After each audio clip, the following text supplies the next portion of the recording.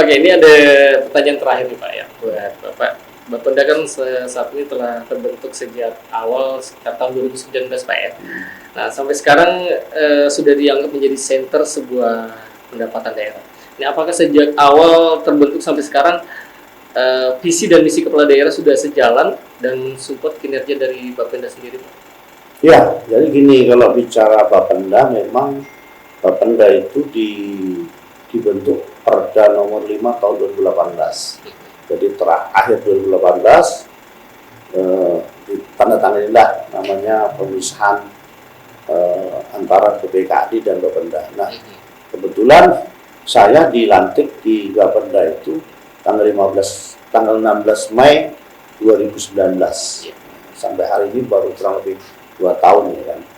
Jadi kalau kita bicara support pemerintah, tentu supportnya memang pelan-pelan artinya, karena memang kalau kita bicara Bapenda sendiri, kantor juga belum punya, masih seadanya gitu.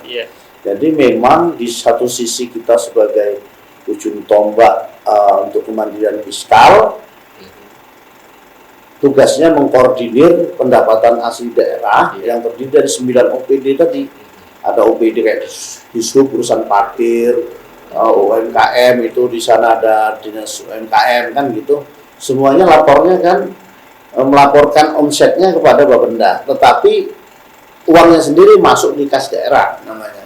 Jadi kalau kita bicara support, ya pasti disupport. Kaitan dengan visi misi utama pasti. Nah, kalau kita bicara UMKM tadi yang disampaikan Mas Cio, jadi mau kemana sebenarnya UMKM kita, apa harus dipajaki terus gitu. Jadi pemerintah juga sudah membuat program. Kita membuat program yang namanya, saya sudah berkoordinasi dengan Pak Wali Kota, Pak Basri, bahwa untuk visi misi beliau itu kan jelas sekali ya, untuk menuju Bontang hebat bermartabat. Kemudian di situ ada UMKM, pariwisata. Nah, sektor mana yang bisa mengangkat PAD kita dari dan UMKM? Itu pertanyaan di situ mestinya kan. Nah, jadi yang pertama tentu pariwisata menjadi unggulan. Dinas pariwisata itu menjadi unggulan utama di zamannya Pak Basri ini.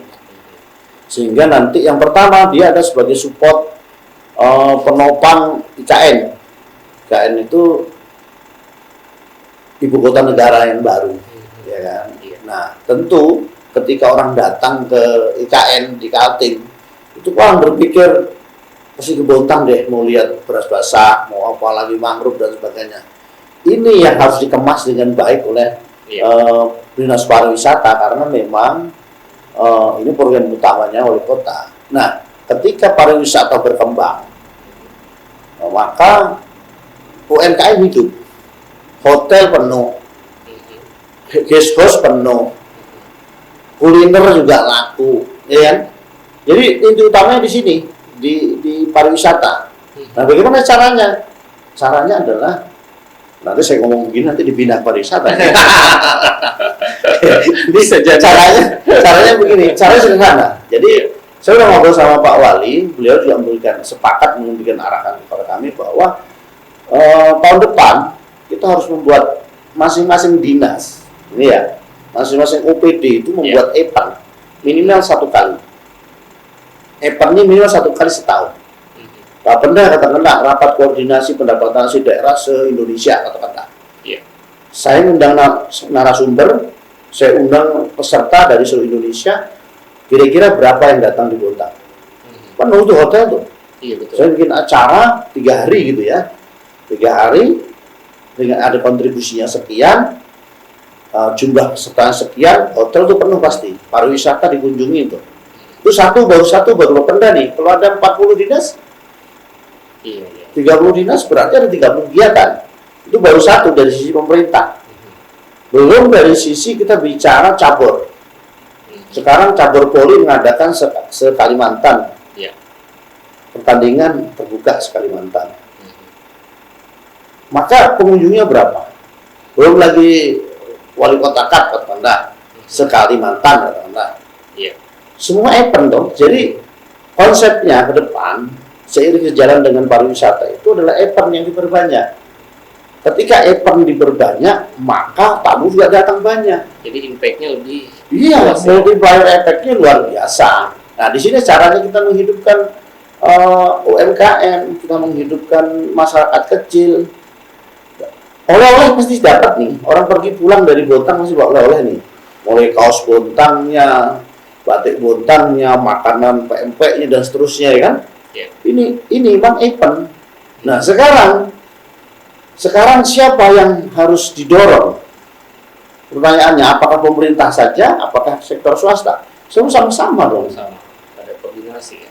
Pelaku usaha, silakan buat event. Olahragawan, silakan buat event. Perusahaan, silakan buat event. Silakan promosikan. Jadi kalau eventnya di Bontang ada 100 event dalam setahun, bayangin tuh, 100 event. Jangan mikir seorang datang, promosinya harus bagus. Ya. Nah, promosi ini harus bagus. Nanti Dinas Kominfo yang akan buat promosi skala internasional. Jadi eventnya itu dikemas sedemikian rupa. Itu 100 event, bayangkan tuh. Dalam sebulan, dalam setahun tuh hanya 12 bulan. Ya. Tapi ada 100 event. 100 event berarti per bulan Jadi berapa? sebulan sudah banyak Iya. event yang bisa digelar ya. Nah, event itu mulai dari yang nggak lokal, regional, sampai masuk internasional. Ini harus berlomba, karena kita nggak punya sumber daya loh. Iya. Nah, sekarang, ya anak-anak muda ini harus membuat namanya event organizer, namanya. Harus rajin buat itu. Bekerja sama dengan stakeholder. Kaitkan. Jangan cuma dengar pemerintah, nggak bener tuh. Pemerintah akan memfasilitasi.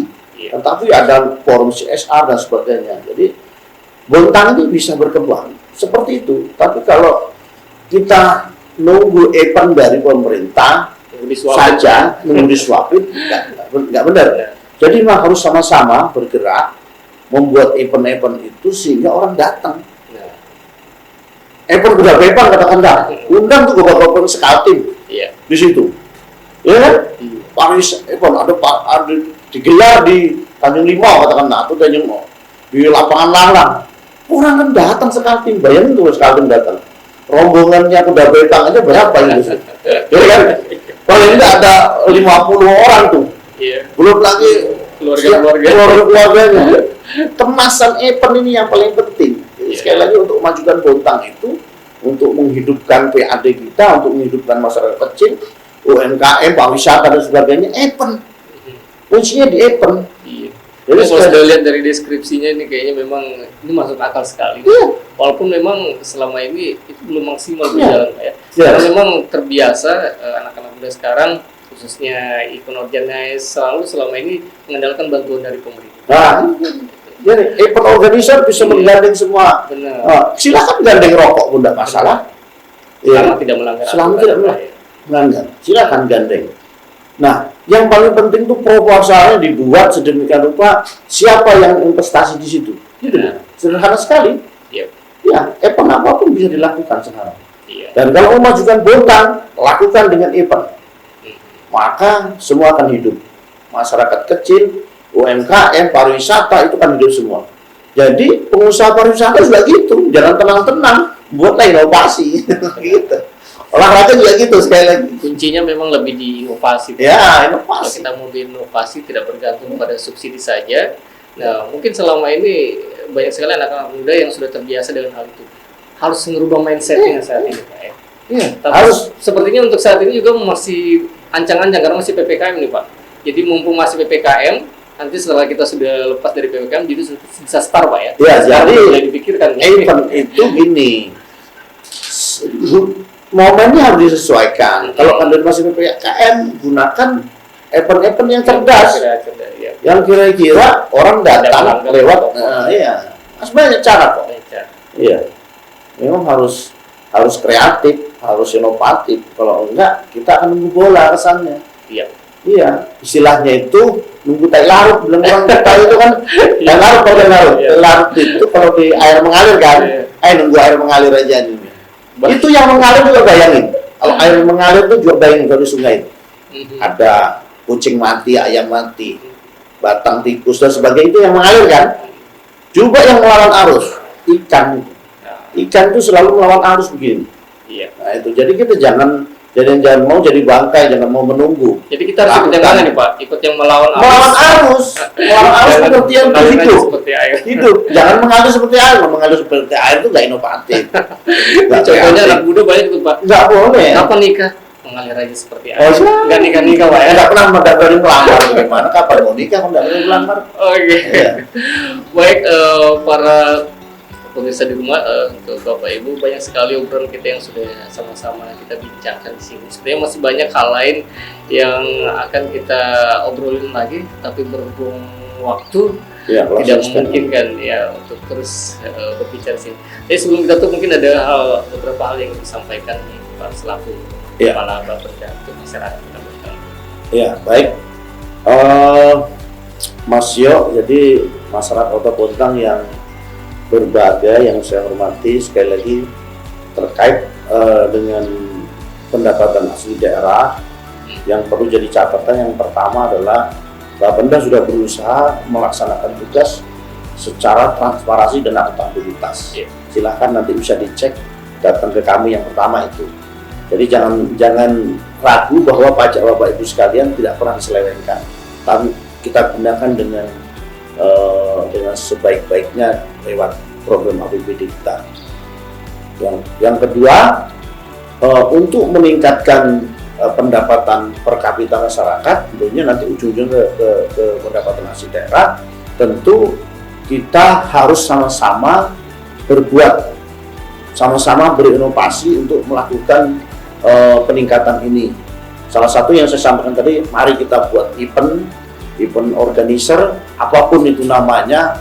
Kalau banyak event di Kota Bontang, maka akan banyak pendatang, banyak pengunjung, hotel penuh, pariwisata juga dikunjungi, kuliner jalan, dan oleh-oleh pun akan ada. Jadi sekali lagi, kita harus jemput bola, ayo kita sama-sama bekerja, kita membuat inovasi, kita bekerja untuk kebaikan Kota Bontang dan untuk kebaikan Indonesia merdeka. Oke, baik, terima kasih Bapak Sigit Ya. Alfian SEMM yang sudah hadir bersama kita, udah bincang-bincang untuk obrolan kita hari ini. Semoga aja apa yang sudah kita bicarakan, kita obrolin untuk hari ini bisa bermanfaat untuk rekan-rekan Bapak Ibu serta saudara yang ada di rumah. Baik, kita akhiri saja untuk bincang-bincang kita. Terima kasih Bapak untuk kehadirannya. Saya Jo Farizal untuk pamit. Selamat menikmati hari ini dan wassalamualaikum warahmatullahi wabarakatuh. Salam.